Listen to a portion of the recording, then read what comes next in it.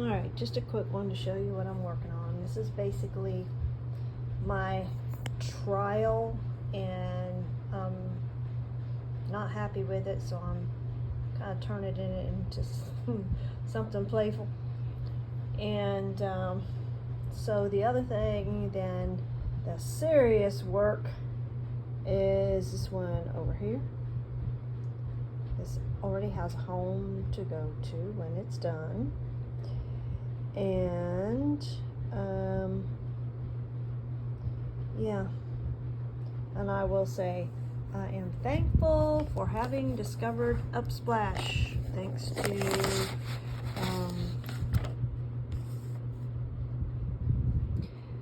why did my mind suddenly go blank?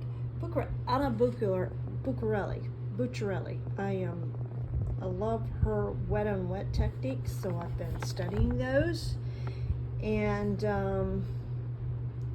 it's really helpful with like flower petals and things like this. And so yeah, so you go to Upsplash and leave a tip for the person who took the original picture so that they make some money out of it. But these are free pictures, copyright free, and I've used them for my references for this to make something unique. And yeah, so then this one's going to get turned into having of course we have two wee folk here that I popped in, and that's going to have dark water around it. Well, maybe not real dark, but I'm gonna have some goldfish in here. How about that?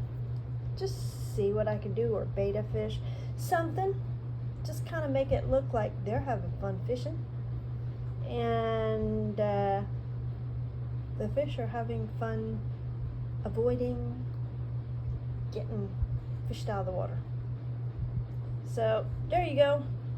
This is my job for today while I'm just playing, waiting for the laundry to get done.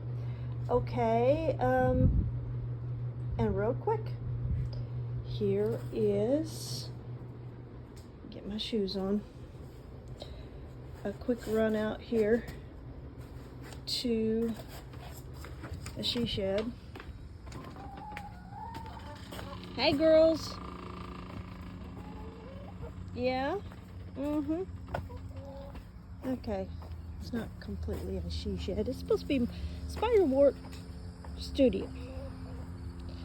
And I don't know, county's got some problems with scheduling inspections.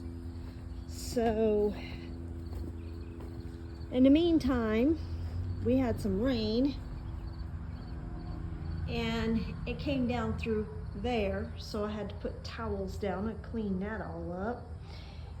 And I've got some towels here that I'll lay back down in this area, where in the area down through here that was all full of water. But I'm letting it dry out for a while, and here's what it looks like.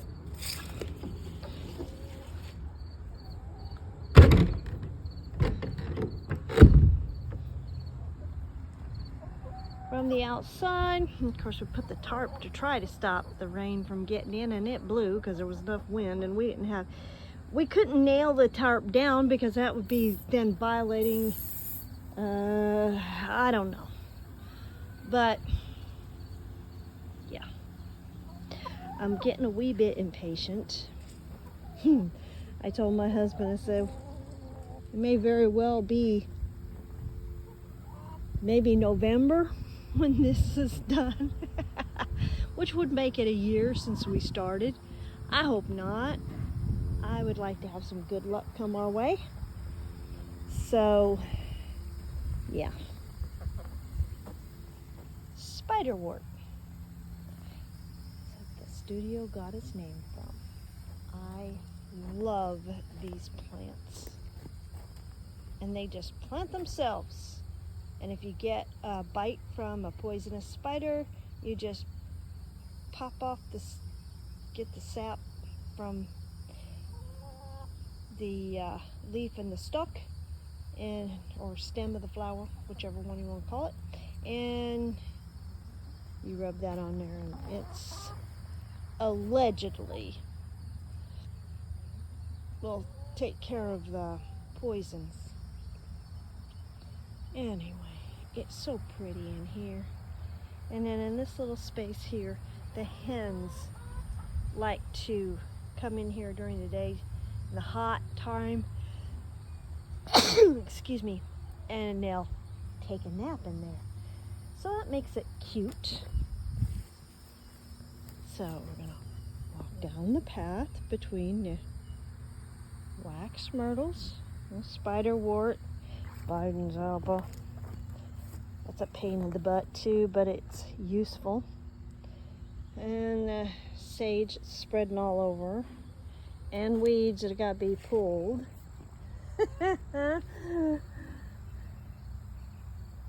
Makes living here interesting. And when you play hard, you have fun, and then you gotta get back to work. But then again, some of the work we do is also kind of play. And I've got 2 more roses over there, and I've got to get them watered today. And this evening we've got, I don't know, 5 or 6 beautyberry to plant. And pardon the mess. We come out here in the evening and eat our dinner and see the sunset out that way. It is so pretty. So, okay, here's a little white oak tree that we'll be planting out there somewhere. It'll be bird shelter, food. There's a little wax myrtle right out there, and we'll just plant it right out there on this side of the wax myrtle. Wax myrtle is an understory tree. So yeah, and then these are the beautyberries here. There's let's see, I've got 1, 2, 3 in this pot, and 3 in that pot. And if you don't know what beautyberry is, you can take the leaf off, rub it on your arms, and it's good to keep mosquitoes off. It works, or I wouldn't tell you about it. And here's what the plant looks like.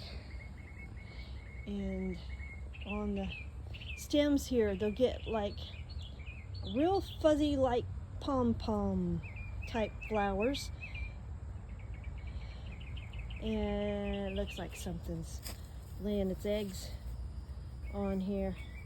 Well, it's not going to hurt anything. This plant can withstand just about everything, and it will attract the aphids and the nasties away from the grapevines. Anyway, so after those little fuzzy flowers get done, they're like a really powder puff pink to hot pink type color, and then the berries come on, and the berries are edible. Got a lot of seeds in them. Cook them down, take out the seeds, and you got a really kind of a sweet sour taste to it. And people make jellies out of it. Anyway, now if you wanted to flavor it and make it taste more like mushroom, then you would use the leaves off of the porterweed. Yeah. And the passion fruit. Oh yeah. Look at all them passion fruit. So I've got lots of things to study and ooh and ah over, play with, to get artwork going. And I see we have a dead grapevine out here. Oh well, can't win them all. Some of the grapes, actually most of the grapes, are black Spanish, good for making port. And yeah, passion flowers haven't opened up for the day. I am going to be using these passion some flowers, blossoms, the actual flowers, and some artwork.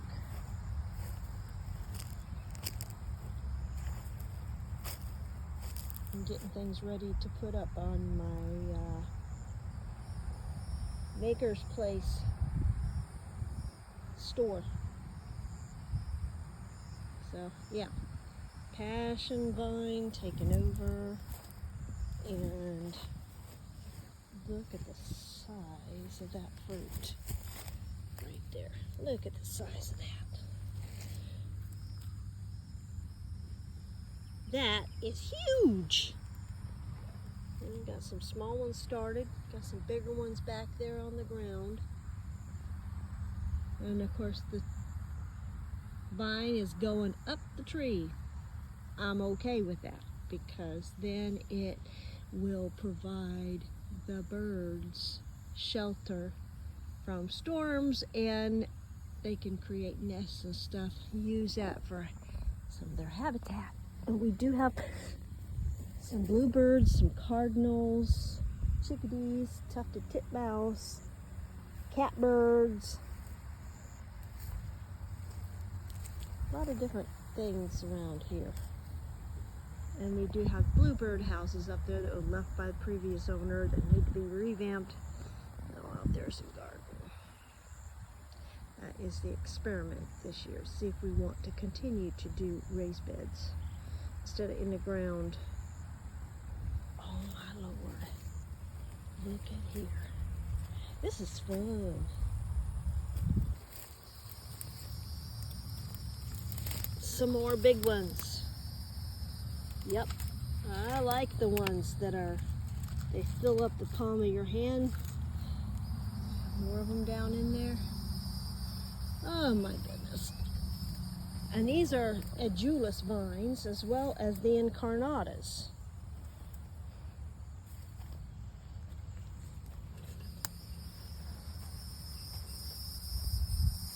And I don't know how many fruit we're going to have this year, but first year producing fruit. This thing is about 1.5 years old, the edulis, and it produced over 130 fruit on one vine net. Yeah. So you combine the two with the edulis and the incarnatas.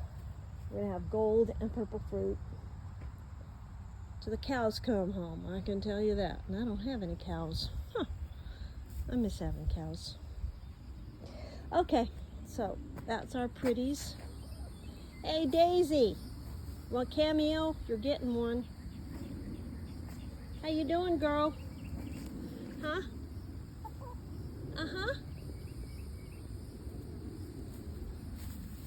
She's found her patch where she thinks she can get some worms or some bugs.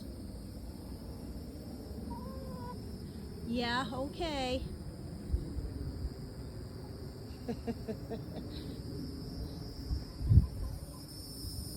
All right, back to the paint. And back to getting some other stuff done. This Monday, it's a self-care day, so I don't do a huge amount of work, except, you know, for me every day is play day because I get to come into a space that has chaos. This is a future painting of one of the horses that we had. That's the other horse. We had 3 when we lived on the farm, and this is actually in the woods on the farm. And then a friend of mine is letting me use that as a reference photo. It's actually my dog's veterinarian. And yeah, so I've got about 3 more paintings in the works. Some getting started on, and others are just waiting. But this is fun. This is happy times. Yeah, we'll see what happens. So come on back. I did finally get the ground stuff that I'm going to put on here, and then I'm going to repaint this because, as I showed you before,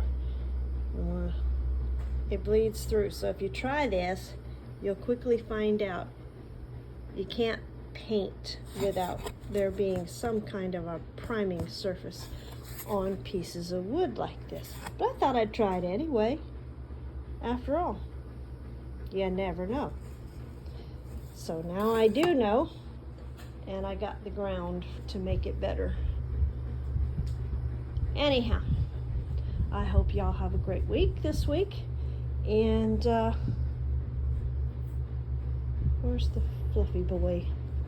I'll let you see him quickly before we get off of here, because it's been like over 15 minutes already on this.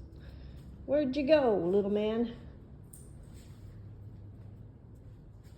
Oh, here you are. Yeah, how you feeling, huh? Yeah, okay. Well, send out thoughts and prayers for him, because according to what we've been told, everything about his injury in his leg is more complicated than we first knew, and still don't know exactly how things happened, but he's over 10, and he is not a candidate for a surgery that could fix it. So we are going to be saying goodbye to him in the not too far future.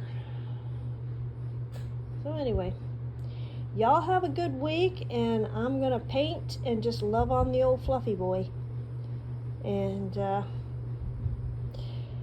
yeah. Later.